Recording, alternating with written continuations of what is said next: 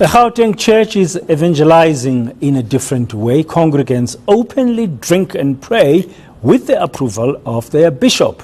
The so-called church says it prides itself as a home for those rejected because of their love of alcohol.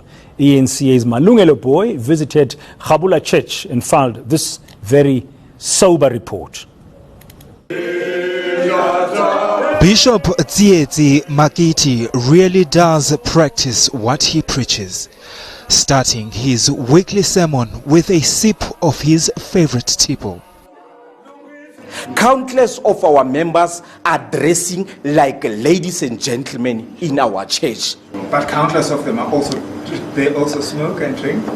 Countless of them are smoking and drinking. Inside the church? Even the bishop is doing likewise because he's leading by example.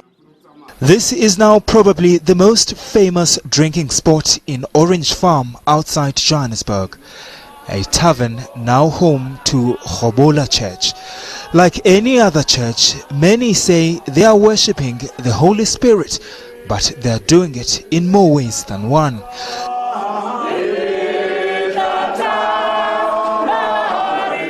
The church, which has been in existence for 4 months, is welcoming new members. In line with its tradition, they are welcomed with their favorite drink. You are the new member of Khabula Church to fight the crime around taverns and around our communities. The bishop says the church was formed for those rejected from other ministries. Congregants say they found their perfect place of worship.